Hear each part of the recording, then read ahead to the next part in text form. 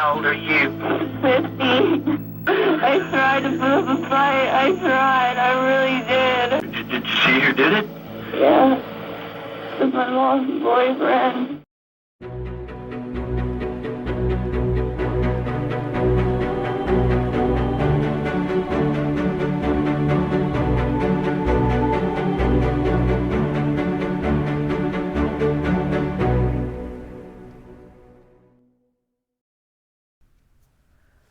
For a long time, Liz had felt something just wasn't right. Stephen Stanko, her boyfriend, had become distant, secretive, and harder to trust. The night before one of his secrets finally came out, Stephen had been fired from his job, a fact he'd been hiding from her.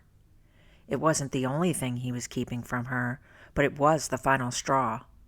Their argument escalated until Liz told him to move out. The next morning, a sharp chemical smell woke her up. Bleach. Confused, she blinked her eyes open and saw Stephen standing at the foot of the bed, holding a rag in his hand. His face was contorted with something dark and unrecognizable. "I'm ready to leave," he said, right before he jumped on top of her and pressed the wet rag to her face. Liz tried to fight him off, but Stephen was much bigger than her. He bound and gagged her, dragging her into the bathroom. As if nothing was out of the ordinary, Stephen stepped into the shower and began humming a tune.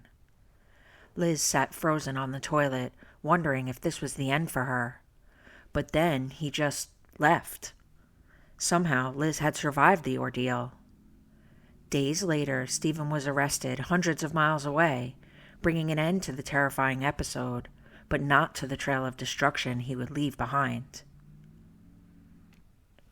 By the way, I release new videos regularly, so if you're enjoying the channel, please show your support with a like, comment, or share. It really helps. Now let's get back to the story and learn more about Stephen Stanko. Stephen Stanko's story started far from the chaos he would later create. Born on the Guantanamo Bay Naval Base in Cuba, Stephen was the second of 5 siblings, growing up in South Carolina with his parents, 2 brothers, and 2 sisters. His father's career in the Navy brought strict discipline and rigid structure to the family. Stephen's childhood was mostly uneventful, but when he was 15, his older brother Billy, the firstborn son, died. Billy had always been their father's favorite, and after Billy's death, Stephen felt like he faded into the background. No matter what he achieved, it never seemed to be enough. Even so, in high school, Stephen excelled. He was athletic and academically strong, scoring high on his college admissions tests. He was also well-liked by his peers and didn't face the kind of bullying or social challenges that some kids struggle with. Stephen had one dream: to attend the prestigious Air Force Academy. It was all he had planned for, pouring his efforts into what he believed was his future.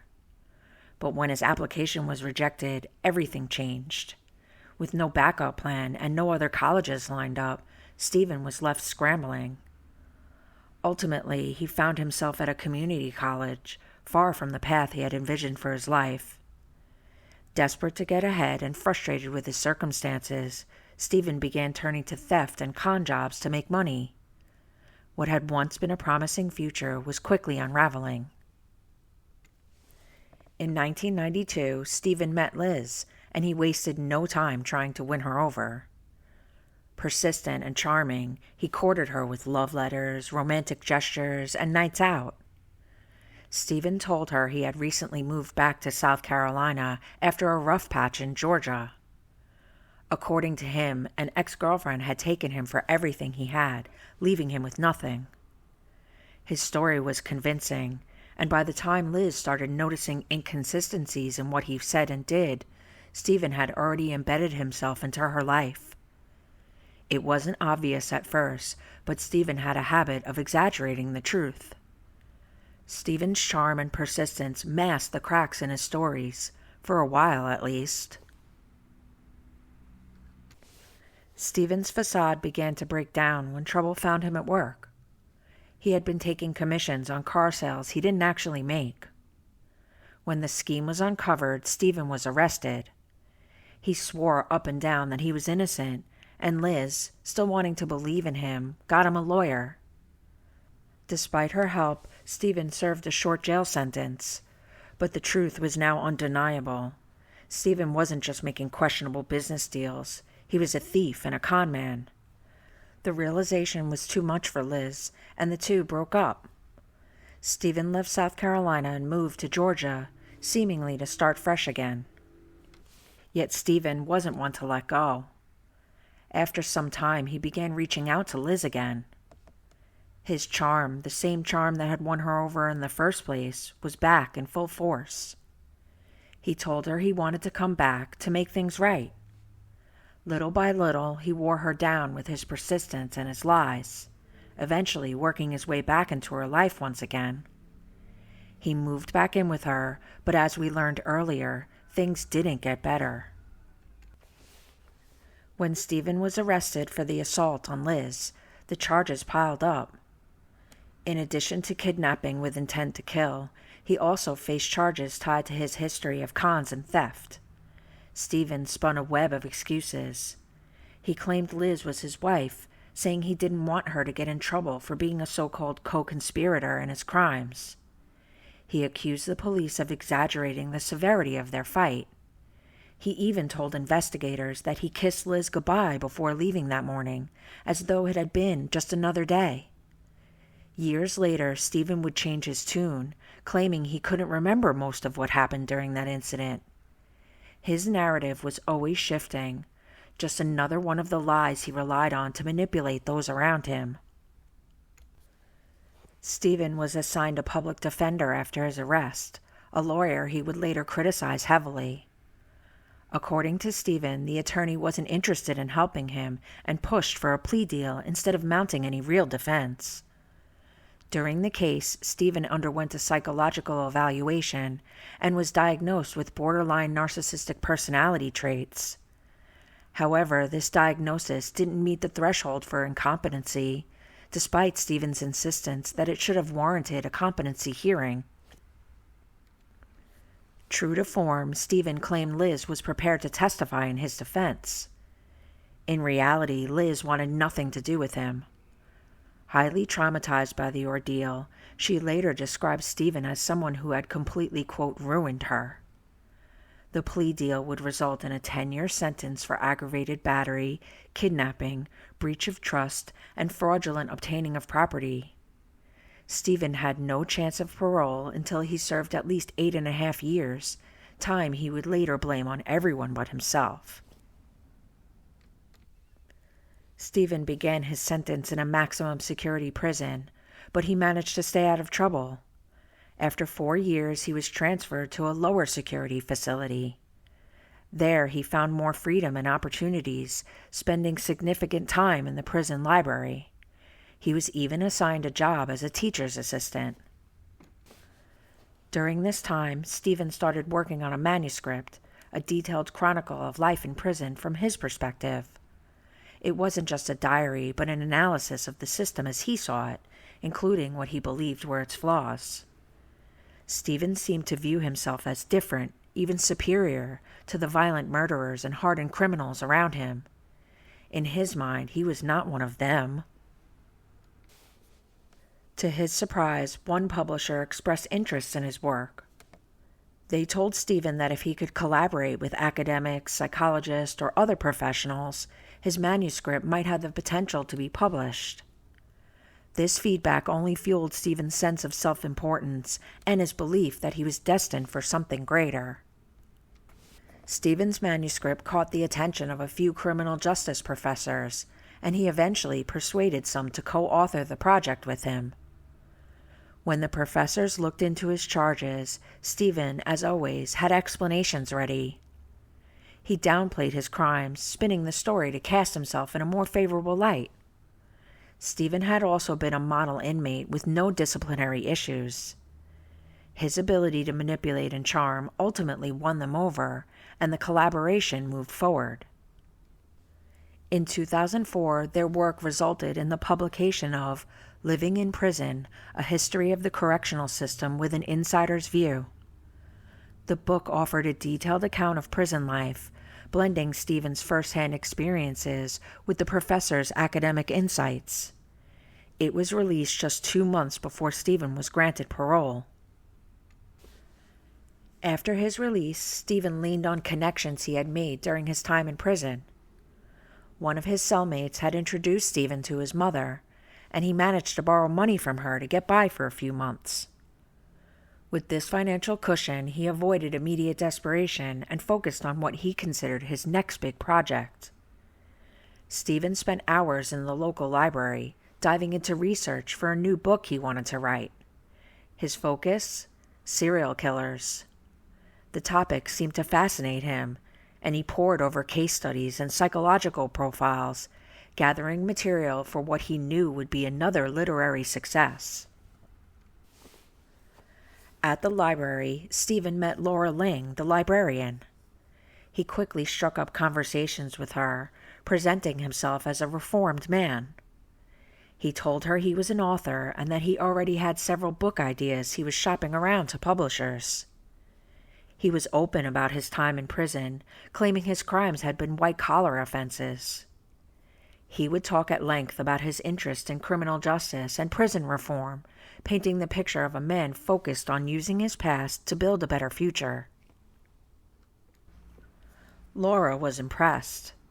Stephen seemed articulate, intelligent, and open about his experiences in prison. His passion for writing and reform struck a chord with her. She often assisted an elderly library patron with the computer, and he would sometimes jump in to help her, which she thought was thoughtful and kind. Over time, Laura spent more and more time with Stephen. Their connection deepened, and they eventually became romantically involved. Laura's family liked him, and her teenage daughter Penny seemed to as well. Stephen came across as smart, attentive, and completely normal. Not long into their relationship, Stephen moved in with Laura. He convinced her that he was on the verge of being evicted, playing on her compassion. She welcomed him into her home, solidifying his place in her life. When he wasn't researching serial killers for his book, he developed an interest in stand-up comedy. He spent hours watching routines, studying the delivery and humor, and even jotting down notes for his own material. With a felony record making it difficult to find work, Stephen started relying on scams and cons to get by. He convinced one woman to donate to a fake charity, pocketing the money. He pretended to be a lawyer, charging people for legal services he had no intention of providing. For Stephen, cheating and stealing seemed like the easier path compared to facing constant rejection in the job market. Stephen eventually managed to land a sales job, but his charm and ability to manipulate didn't translate well into the demands of normal work. He struggled to make enough sales, and before long he was fired. The failure bruised his ego, and the financial strain was starting to wear on Laura. The pressure came to a head one evening in a heated argument. Laura, overwhelmed by the financial stress and Stephen's lack of contributions, confronted him. For someone like Stephen, whose narcissistic traits left little room for criticism, this kind of confrontation wasn't just an argument. It was a direct challenge to his fragile self-image. Psychologists call this a narcissistic injury, where individuals with narcissistic personality disorder may lash out when their sense of control or superiority is threatened. For Stephen, the moment became too much. He snapped. Stephen's rage erupted into a terrifying and brutal attack. He bound Laura and beat her relentlessly, leaving her barely able to move, reduced to weak moans and kicks. But the violence didn't stop there.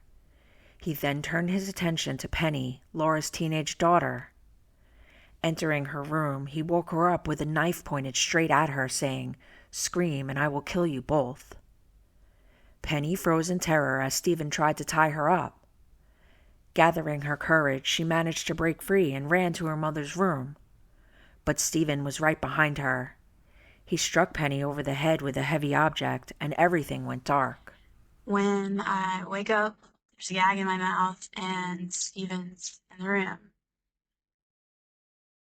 he would walk over to my mom and he would literally pick her up and hit her back down to the ground. And he hit me several times. I had braces at the time, so my mouth was like really, really swollen, and it was really bad. And the next thing I knew, he was on top of me. When Penny regained consciousness, the nightmare continued. Stephen was still attacking her mother, the violence escalating. Penny's movement caught his attention, and he turned his focus back to her. What followed was a deeply traumatic violation that added yet another layer of horror to the ordeal. As Penny lay helpless, Stephen returned to Laura. With Penny watching, he strangled Laura to death. Then, in a move typical of his narcissistic mindset, Stephen turned to Penny and uttered, "Look what you did to her." Narcissistic behavior often involves a refusal to take responsibility, using manipulation to twist reality and place blame on others.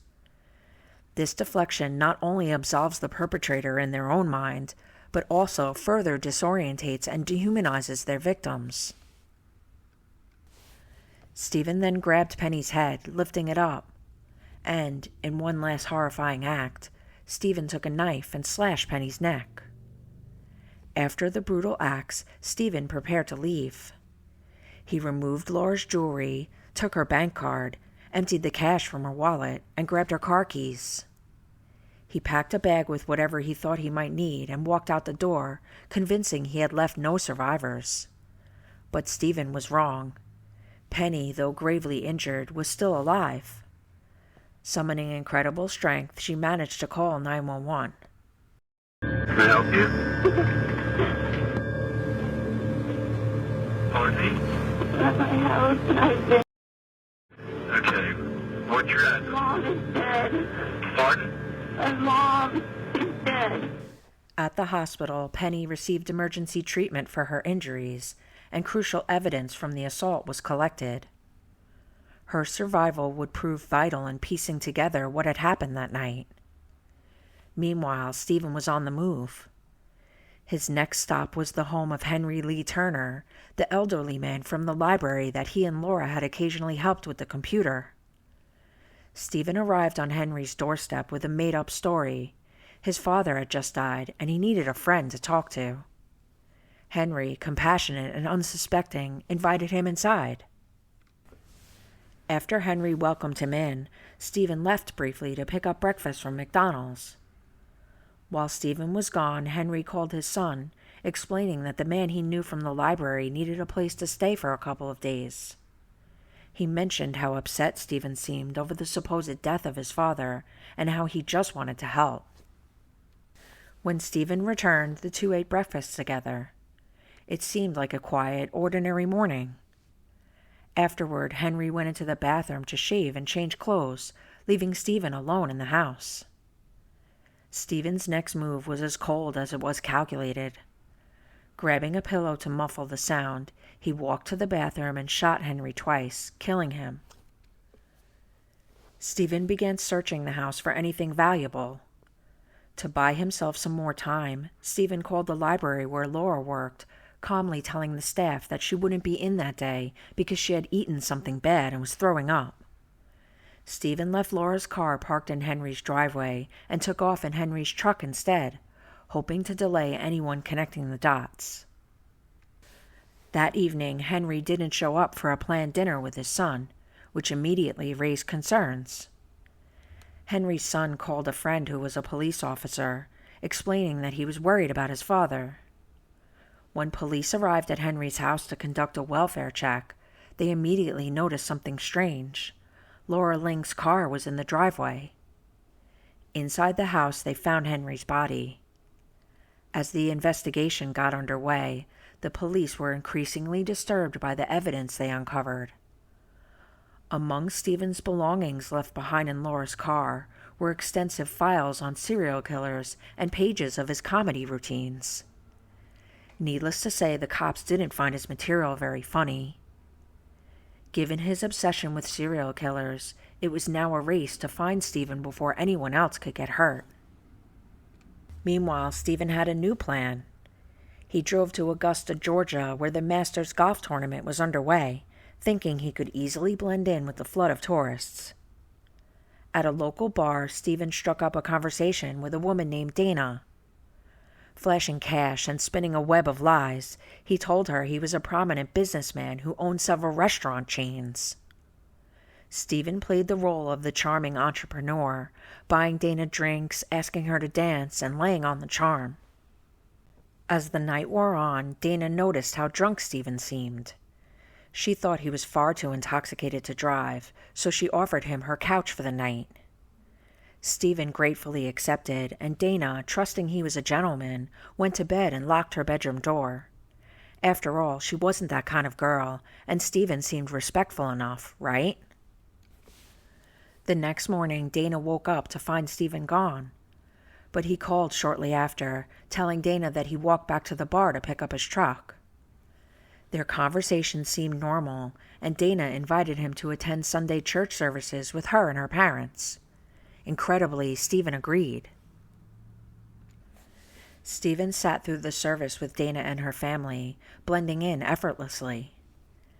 Afterward, he took Dana out for lunch at an upscale restaurant, charming her further by gifting her Laura Ling's bracelet, a gesture she saw as sweet, but was far more disturbing in hindsight. By Monday, Dana returned to work, and Stephen showed up unannounced, bringing her a yellow rose. To her, it seemed thoughtful and romantic. Neither of them had any idea that Stephen was the subject of a massive manhunt plastered across the media, though, at that point, the coverage was concentrated in South Carolina. It wasn't until federal authorities got involved, alerting law enforcement across state lines, that the story spread to other southern states. By Tuesday, Dana's mother saw a newspaper article with Stephen's photo and immediately recognized him. She showed it to Dana, who was horrified to realize the truth. Dana went straight to the police and agreed to let them monitor her phone in case Stephen called again. He did, and the call was all they needed to trace his location. Shortly after, police arrested Stephen, ending his dangerous spree. Stephen had left a trail of evidence wherever he went. There was no way to deny his involvement. With the weight of proof against him, his only defense was insanity. Stephen faced the death penalty in both cases, each requiring a separate trial. His defense team leaned into a specific argument. Stephen wasn't responsible for his actions because he was a psychopath, but it wasn't his fault. They claimed he was born with a defect in his brain's frontal lobe, a region associated with impulse control and decision-making. To support their argument, the defense presented PET scans and testimony from a neurologist. According to their analysis, Stephen's brain structure was abnormal, which they argued predisposed him to psychopathic behavior. This, they claimed, was why Stephen couldn't control his aggression. In their narrative, his crimes weren't the result of choice. They were the result of biology. However, the prosecution would present a strong case. Testimony from his past victims painted a picture of a manipulative and remorseless man. Liz, his ex from the earlier assault conviction, recounted her harrowing experience. Others detailed how they had been defrauded by Stephen's scams and cons. But it was Penny's testimony that sealed his fate. As the sole survivor of Stephen's most violent spree, her words carried a weight that was impossible to ignore. Penny described in heartbreaking detail the horrors she endured that night and the devastating loss of her mother. Her emotional testimony visibly affected the jury, but it was her final act that left the courtroom in stunned silence. Removing the scarf she wore to hide the scars on her neck, Penny revealed the permanent reminder of what Stephen had done to her. The jury gasped. In that moment, any shred of doubt or sympathy for Stephen Stanko vanished. He wasn't a disabled man or a victim of circumstance, as his defense tried to claim. He was a cold, calculating monster.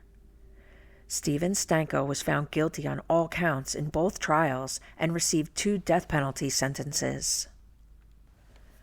Despite the overwhelming evidence and the outcome of his trials, Stephen has spent years attempting to overturn his convictions.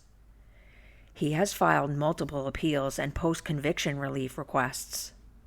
His most recent attempt for a retrial was denied on July 29, 2024. At this point, the only remaining option for Stephen is to appeal to the Supreme Court. However, such appeals are rarely granted, and even if his case was heard, the current court, known for its conservative majority, has upheld death penalties in many recent cases.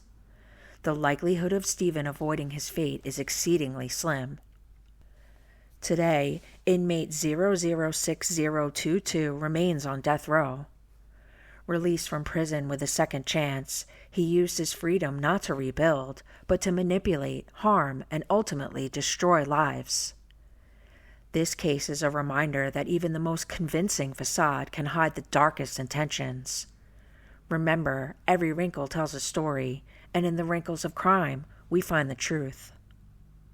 If you enjoyed this video, please give it a like and consider subscribing. I'd love to hear your opinions or suggestions in the comments. Thank you for watching, and stay tuned for our next video, and we'll explore another story hidden within the wrinkles in crime.